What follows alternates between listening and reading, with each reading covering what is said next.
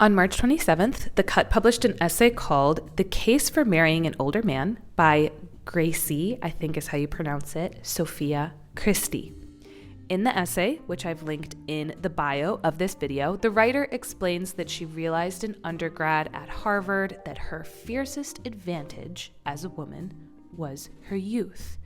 She argues that she leveraged her youth to seduce and marry an older French man, despite her relationship being highly criticized by both her friends and her husband's female colleagues. But now, Christie enjoys a life of leisure with her husband. His wealth and seniority gave her the opportunity to quit her job and pursue writing full-time. She compares her own lifestyle to that of her friends who have partners, which she defines as boyfriends who are men their age, who she claims don't do their part, which leaves her friends in unfulfilling and unequal romantic relationships.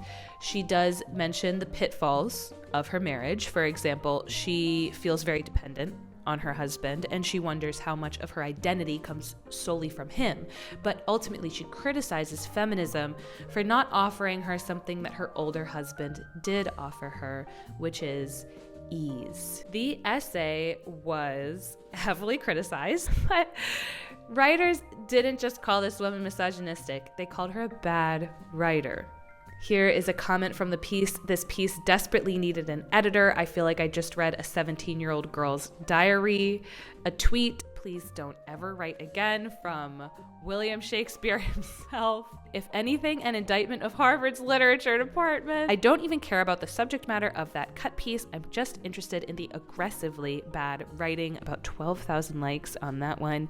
Maybe not the main point here, but not sure becoming a full-time writer was the right choice for her. For I already won something like the lotto, this is a quote from the piece, when he married me. And then she comments, this sounds like it was written by a 13-year-old, just so bad. And another one, this is bad and you should feel bad. I would predict that Christie will dismiss these bad writer allegations as jealousy or ad hominem attacks from people who disagree with her and are just trying to hit her where it hurts. In many cases, I think she would be right to do so. So in this response, I'm not going to discuss Christie's personal choices or opinions. She's entitled to them. But I am interested in answering the following questions. Is the writing bad? If so, why? My name is Siobhan Breyer Aguilar. I'm a professional writer, editor, and translator. I work through Inkless Writing Agency, so I've put a link to them in the bio. There also is a link to this piece as a blog post on my blog, and if you snoop around on there, you can find other stuff that I've written. In my opinion, the principal problem with this essay is that it was framed as an opinion piece, but it had the voice and writing style of a novel. I think that best case scenario, this would have been placed behind a thin veil of fiction and presented as a short story. And if the writer really wanted to discuss her own life, she would have written it as a personal essay, or she could have written it as a personal essay without a thesis, kind of saying, this worked for me, without explicitly recommending her lifestyle as a salve for labor. But instead, the first two paragraphs give us this very clear thesis. She says, in the summer in the south of France, my husband and I like to play, rather badly, the lottery. We take long, scorching walks to the village, gratuitous beauty, gratuitous heat, kicking up dust and languid debates over how we'd spend such an influx. I purchase scratch-offs, jackpot tickets, scraping the former with euro coins in restaurants too fine for that. I never cash them in, nor do I check the winning numbers. For I already won something like the lotto, with its gifts and its curses, when he married me. He is 10 years older than I am. I chose him on purpose, not by chance. As far as life decisions go, on balance, I recommend it. Now, I should mention that this was published in The Cut. A lot of these publications that aren't behind a paywall and get most of their readership online, they need clicks and traffic to stay afloat. A good way to get clicks is through polemic headlines. And if this was a personal essay, maybe it wouldn't have gotten so much engagement. So in that sense, this was a successful essay, a good essay, if you want to call it that.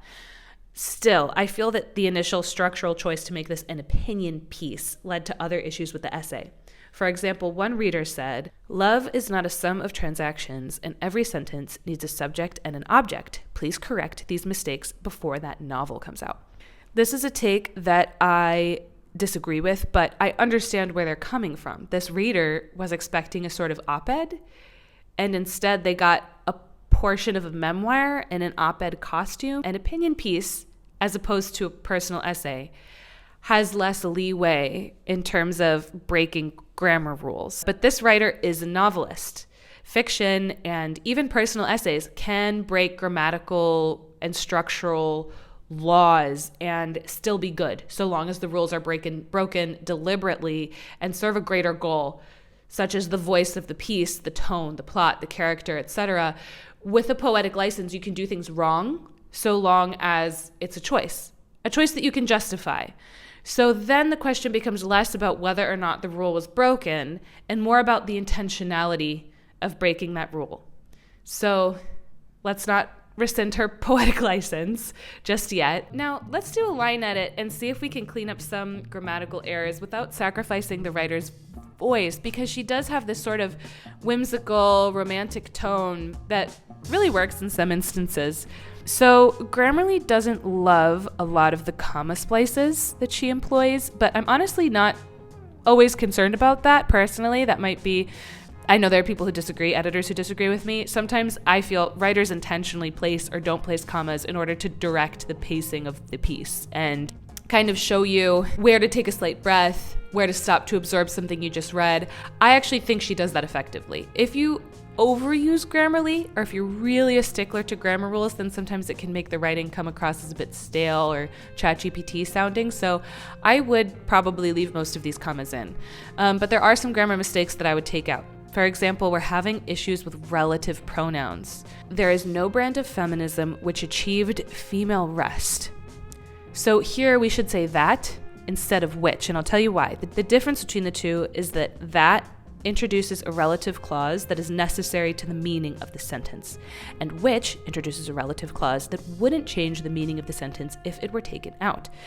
In this example, if we took out the relative clause, the sentence would just say, there is no brand of feminism, which is a completely different meaning. So that tells us that the relative clause is restrictive. So it should read, there is no brand of feminism that achieved female rest. Actually, a few sentences like that confuse that and which. And then there's one sentence that says, I live in an apartment whose rent he pays, and that shapes the freedom with which I can ever be angry with him. If we were intentionally personifying the apartment, that is talking about the apartment, an inanimate object, as if it were a person, then saying an apartment whose would be permissible. But we aren't, so it would better read as an apartment where he pays rent. There are also a few cases of unclear antecedents. For example, she wrote, what was I doing in marrying older, if not endorsing it? I had taken advantage of their disadvantage. I had preempted my own. In that sentence, it's unclear if by my own, she means her own advantage or her own disadvantage. And sometimes this piece does perhaps lean too much into an airy quality in the writing and unintentionally sacrifices clarity, which is not ideal for an opinion piece when you have a thesis that you're trying to prove. Something else I would change about this essay are some of the references. So personally, I love references to classic literature or any other major work when they're done well. I like feeling like the author is teaching me about something. And even when I'm just reading something entertaining, I can still get these like little golden nuggets of knowledge. References in a persuasive essay can also lend the writer a lot of ethos, which is a rhetorical technique that uses the personal authority of the speaker as a means to persuade the audience. A well-done allusion to another work of art can tell me subtly that the author has done their research and they know what they're talking about. But when those references are overdone or unnecessary, they can actually have the opposite effect and instead come across as forced, like the author is trying to overcompensate. So in James Scott Bell's The Art of War for Writers, Bell claims that one of the immediate signs of an inexperienced writer is someone who hits you over the head with their research. It comes across as like, look at how much I know, look at how much research I did, and it pulls us out of the flow of the writing, which is counterproductive to making a point or telling a story. So let's look at Christie's allusions. Okay, here's a longer quote. I could not understand why my female classmates did not join me given their intelligence. Perhaps it came easier to avoid the topic wholesale than to accept that women really do have a tragically short window of power and reason enough to take advantage of that fact while they can. As for me, I liked history, Victorian novels, knew of imminent female pitfalls from all the books I'd read, vampiric boyfriends, labor at the office and in the hospital, expected simultaneously, a decline in status as we aged, like a looming eclipse. Firstly, the implication that the only reason that other women her age weren't seeking out older, wealthier partners is because they're either in denial or don't know enough about history and Victorian novels is incredibly condescending. Secondly, I don't buy that she started to worry about her status and biological clock because she read Victorian novels. Many of her gripes about feminism, or even just about being a woman, which we see in the rest of the essay, are pretty clearly modern and often internet influenced, which is fine, but we should be honest about our sources to build credibility and trust with our audience. For example, later in this essay, she writes, "I find a post on Reddit where 5,000 men tried to define a woman's touch." That comes across to me as a more genuine influence in her way of thinking, as opposed to Victorian novels. But let's put my English degree to good use. We're going to explain some of these references she made. She says that in reading Victorian novels, she finds cases of vampiric boyfriends. That sounds to me like a reference to Heathcliff in Wuthering Heights by Emily Bronte. Heathcliff is a really complex, interesting character. He loves Catherine Earnshaw, but he's also jealous and cruel and vampiric towards her and her family. Labor at the office and in the hospital, I can't think of a direct comparison to that. But it could be Middlemarch, maybe? In Middlemarch by George Eliot, the character Dorothea Brooke marries an older, wealthier man, but she feels stifled by the relationship, so she later seeks out volunteer work at a hospital. She gets more fulfillment out of that. But I think it would be a strange choice to include this reference in an essay about the benefits of marrying an older man, because Dorothea Brooke was severely controlled and unhappy in her marriage, and she didn't get her happy ending until her older husband died, and she married this bright, revolutionary, starving artist who was her age. So if you can think of a different Victorian novel that has a woman who has to work in an office and a hospital, or maybe she meant domestically and in a hospital, leave a comment. Either way, if I were the editor for this piece, I would ask the author what she meant by this, why she chose it. The decline in status as we age, like a looming eclipse line, that could be Vanity Fair, that could be House of Mirth, Victorian novels. I mean, they talk a lot about status and wealth. You know, Victorian England was really stratified. So this tie between Victorian literature and a woman's decline in status, I think it works better than some of the other references. Another reference that I liked, that I think really helped paint a picture of this character, of herself, was when she referred to herself in her college years as a little Bovarist, which points to Emma Bovary in the novel Madame Bovary by Gustave Flaubert. Emma was romantic. She wanted to use a wealthy husband as a way to escape her boring life. But this is another interesting inclusion, because Emma Bovary leaned too much on her romantic ideals and materialism, and these behaviors led her to have multiple unfulfilling affairs. Her husband tried to make her happy, but she spent so much money that her marriage suffered debt and financial ruin, and so she eventually swallowed arsenic and died a painful, self-inflicted death. So if I were the editor, I would have some questions for this writer. I would ask, if you are arguing in favor of marrying an older, wealthier man, why are you referencing examples of fiction that seem to succinctly argue against you? Okay. Let's talk about Lolita. Christie mentions Lolita multiple times throughout this essay. She mentions working on a Nabokov paper in undergrad. Nabokov is the author of Lolita. She quotes the book saying, "You took advantage of my disadvantage." She has another callback to that quote. This is like a 4,000-word essay. So she really wants us to get this reference. Lolita, the book, has every right to exist. We have every right to read it. Personally, I don't believe in censoring fiction. Ultimately, if something exists and happens in the real world, then artists should have the freedom to reflect on it in fiction. Readers should have the opportunity to discuss it. That said, Lolita is a story about a middle-aged man who grooms and continually his 12-year-old stepdaughter. She later escapes him, only to be assaulted and impregnated by a different adult man when she is 17, and she dies in childbirth. The writer of this essay, The Case for Marrying an Older Man, was 20 when she met her 30-year-old husband. I would be very careful about referencing Lolita in an essay about a consensual adult relationship, because if we don't do it well, it can sound like we're saying that the author's story, a girl in her 20s dating a guy in his 30s, is the same thing as pedophilia, which it's not. I don't know this writer's personal life, but I have to wonder if her husband is comfortable with her publicly drawing a parallel between him and a famous pedophile. I don't only feel that talking about Lolita in this context is kind of disrespectful to her husband, but I also find it a bit disrespectful to people who are survivors of grooming and pedophilia. So if we're going to make this reference to Nabokov's book, it should be gentle, deliberate, and thought out. But the allusions to Lolita in this essay, similar to other allusions in this piece, are often clunky and forced. So as an editor, I would delete them or strongly discourage the writer from including them.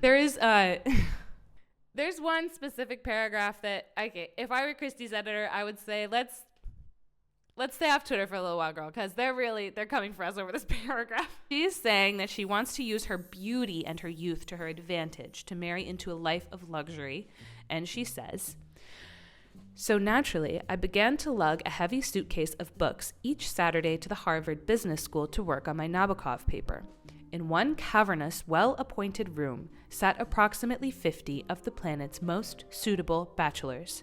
I had high breasts, most of my eggs, plausible deniability when it came to purity, a flush ponytail, a pep in my step that had yet to run out, apologies to progress, but older men still desired those things.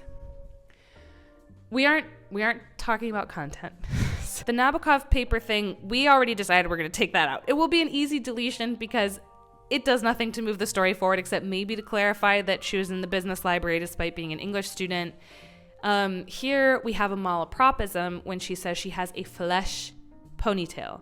A malapropism is when the writer uses a homophone or a word that sounds like or sort of sounds like the correct word but has a completely different meaning. These are most famously employed by Shakespeare. Remember when I said that grammar rules can be broken so long as the writer does it deliberately and in service of a greater intention? Well, when Shakespeare uses malapropisms, they're usually only in the dialogue of certain characters. So he uses malapropisms for humor, silly miscommunications, or to show that a certain character is uneducated or intended for comic relief. In this essay, when she said flesh ponytail, I believe she either meant full or lush, or maybe she combined those two words. I don't like to blame the editor because we don't know what state the essay was in when the editor got it, but it was probably their job to catch that one. Either way, it's one word. It's not that big of a deal. But I am seeing some issues kind of with like fact checking. Women are born with a finite number of eggs and they gradually deplete over time. This is different from men who continuously produce sperm, even though the quality of that sperm does go down as they age. So the most eggs you will ever have as a woman is when you are a young fetus. So unless this author was at about 20 weeks gestation when she wrote this, the most of my eggs line is not accurate and we can delete it. There is a long-standing joke in the writing world about women written by men. And examples usually show cases of female characters being hyper-aware of their own breasts at all times, or describing themselves and their appearance in an overly sexual way instead of like humans having a human experience. Here are some examples. Full disclosure, I haven't read any of these books, so I could be taking these quotes out of context. That's entirely plausible. These are from a listicle that Bored Panda did. When she'd stopped crying, Madeline composed herself before the mirror. Her skin looked blotchy. Her breasts, of which she was normally proud, had withdrawn into themselves, as if depressed. Madeline knew that the self-appraisal might not be accurate. I love that he had that last line. We had to clarify. Don't worry, she's still hot. I like her. I could watch her the rest of my life. She has breasts that smile. Describe yourself, ... slightly taller than average, flashing green eyes, raven hair, falling in luxuriant waves to my waist, unless I pin it up to emphasize my high cheekbones and full lips, narrow waist, pert breasts, long legs, alabaster skin that flushes vividly when I'm passionate about something, which is frequently. And he responds, your description is reminiscent of my late wife, God rest her soul. I just included that one because it sounds so similar to the paragraph from this essay. This writing is an example of the male gaze in literature, which is a concept coined by the film critic Laura Mulvey to refer to women characters being portrayed as objects of men's desire instead of subjects themselves. I do think that male writers get a lot of flack for this, which can be an issue because women can be very misogynistic in their writing as well, and we shouldn't get a get out of jail free card for that. For example, this essay, this paragraph, this is an example of a woman writing with the male gaze. A good way to tell if you're writing a character in a stereotypically gendered, kind of male-gazy way is to swap out the gender roles. It could be to swap out the gender roles and see if the writing sounds silly. You might say, in this case, we can't swap this out for a male character. Men don't have a biological clock in the same way. This paragraph is about youthful fertility, but men do have a biological clock. With time, the quality of men's sperm goes down. The chances of having a child with genetic or mental health disorders goes up with the father's age. So we're going to try this paragraph again, this time written about a youthful, fertile man. In one cavernous, well-appointed room sat approximately 50 of the planet's most suitable bachelorettes. I had a high sperm count, a low hairline, sexual purity, and a pep in my step that had yet to run out. Apologies to tradition, but older women still desired those things. I'll let you decide if you think that a male audience would feel rightfully alienated by that paragraph. I've been harping on this writer for a while, but there are some things that I genuinely like about the essay. When her voice works, it works really well. There are some lines that I think are well written, expressive, and artistic, like these ones. Quote, "The thought when it descended on me jolted my perspective the way a falling leaf can make you look up." Beautiful. "I went to him, asked him for a cigarette, a date, days later, a second one, where I discovered he was a person, potentially my favorite kind. Funny, clear-eyed, brilliant, on intimate terms with the universe." My favorite parts are when she describes her husband with love and with vulnerability. In the last paragraph, she says, "Once, when we first fell in love, I put my head in his lap on a long car ride. I remember his hands on my face, the sun, the twisting turns of a mountain road, surprising and not surprising us, like our romance, and his voice, telling me that it was his biggest regret that I was so young, he feared he would lose me." That's touching, and it's honest, and I wish that she had leaned more into talking about the love she has for her husband instead of trying to sway the reader in a certain direction. By taking such a stubborn stance in this essay, she opened the door for people to comment saying, her husband is cheating on her, he will leave her for a younger woman when she gets older, all these other comments that I think are cruel and unfair. It seems like she really loves her husband. If their relationship is healthy, I hope they stay together and continue to find success as a couple. Which brings me to this point. Is she a bad writer? I don't think so. But her voice, in the opinion essay format, it comes across as immature and not super likable. And likability can be important when we're looking at a personal brand. For example, writing. I could study all I want, prove myself as exceptional as I liked, and still my fiercest advantage remained so universal it deflated my other plans. My youth, the newness of my face and body. Thinking that your greatest advantage is your body or age is very sad and unhealthy, and it comes across as quite insecure. There are universal truths that come with being human, like the fact that we understand our own mortality, the fact that we have this big, seemingly infinite consciousness connected to everything, and it's strapped to this slowly expiring body as a vehicle. These are difficult facts to deal with for men and women. We carry them every day. A big part of maturity is coming to peace with those facts and learning to live with them. A sign of immaturity is coming to conclusions that make these universal realities and truths feel worse and heavier, adding emotional baggage to them that is counterproductive. She also writes, quote, "I resented the callow boys in my class who lusted after a particular socially sanctioned type on campus, thin and sexless, emotionally detached, and socially connected, the opposite of me." She doesn't see that she's being hypocritical here. She's criticizing men her age who want a socially connected woman, but the point of the essay is to say that women should be looking for socially connected men. But sometimes when I was reading, there were these moments when I asked myself if the point of the essay was to argue in favor of marrying an older man or to brag about her own relationship and life to herself and to us. There are these sections where she randomly inserts facts about herself that do nothing to prove her thesis or move the narrative forward, like in this example. When a 50-year-old man and a 25-year-old woman walk down the street, the questions form themselves inside you. They make you feel cynical and obscene. How good of a deal is that? Which party is getting the better one? Would I take it? He is older. Income rises with age, so we assume he has money, at least relative to her, at minimum more connections and experience. She has supple skin, energy, sex. Maybe she gets a Birkin. Maybe he gets a baby. Long after his prime. The sight of their entwined hands throws a lucid light on the calculations each of us makes in love to varying degrees of denial. You could get married in the most romantic place in the world, like I did, and you would still have to sign a contract. That, like I did, it comes out of nowhere, and it serves no purpose to the greater essay. The only reason I could see why she would include that detail is that she feels it paints her favorably. And the essay is full of instances like these, which causes me to wonder how much she is trying to prove to us that marrying older was the right decision, and how much she is trying to convince herself.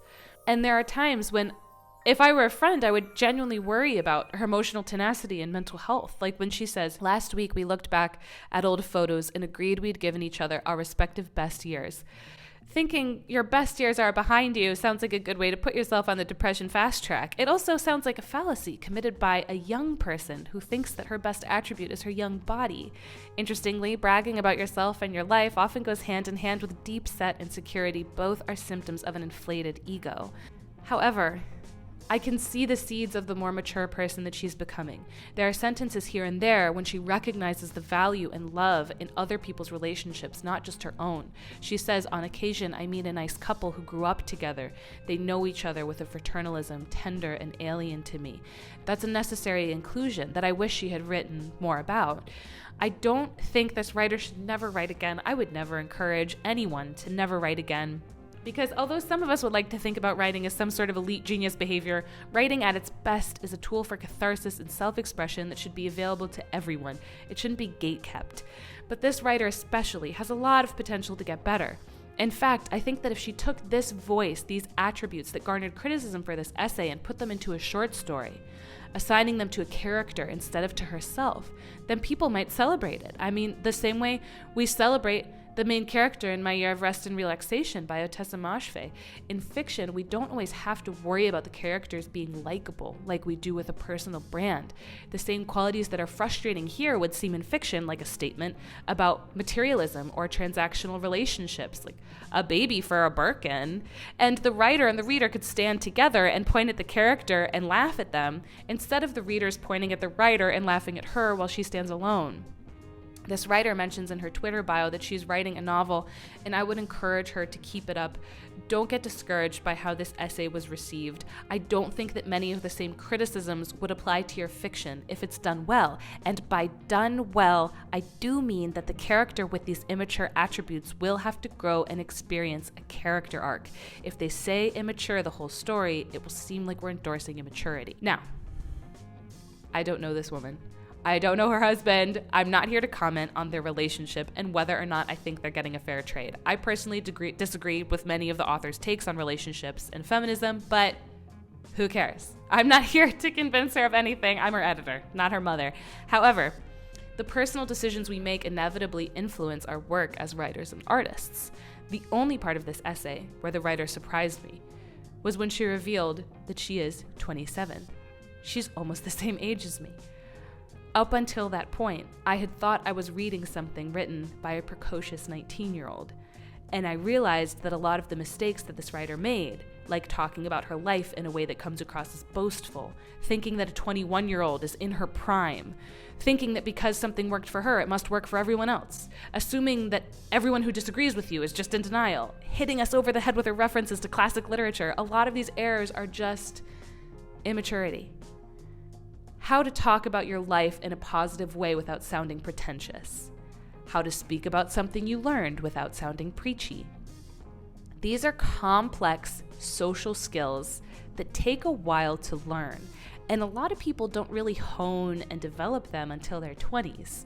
And I do wonder if this writer's decision to marry into the life she wanted instead of building the life she wanted could have somewhat stunted her maturation. It's this concept of choose your heart. It's hard to, eat enough nutritious food every day, but it's also hard to have health issues because you didn't give your body proper nutrition. So it's going to be hard either way. So just pick one. And this writer, she's right. It's hard to make money as a young woman in your 20s. It's hard to establish a career as an artist without financial support.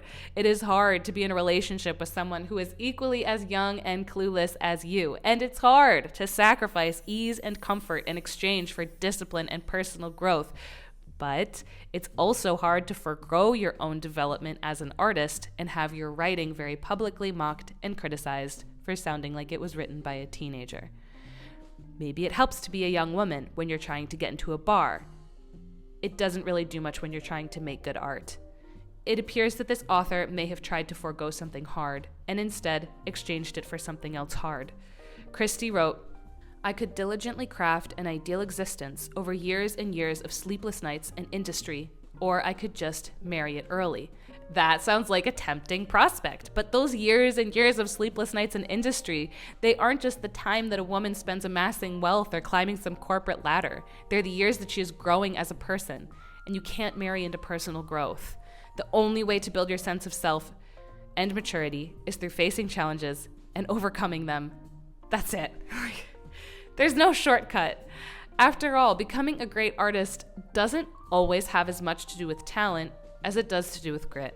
I'm reminded of a scene in the movie Whiplash when Andrew Neiman, a young percussionist, says to his conductor and antagonist, Terrence Fletcher, about his excessive teaching methods. He says, "But isn't there a line? Maybe you go too far and you discourage the next Charlie Parker from ever becoming Charlie Parker." And Fletcher replies, "No, because the next Charlie Parker would never be discouraged." My only recommendation to this writer is that she look at the criticism she is falling under and instead of dismissing it, taking it as an opportunity to grow and become a better writer. I hope that this is only one small part of your Kunstlerroman and that you come out on the other side better for it. I also want to thank the writer of this piece for giving us something with so much to dissect and discuss. I've really enjoyed doing this breakdown. Again, I work for a small writing and editing business called Inkless. We do edits like this all the time, so if you're looking for an editor, please contact us. Link is in the bio. We would love to learn more about your project. Oh, I also have a newsletter. That's on my website, ShavonBauer.com, if you want to read more stuff like this. Thank you.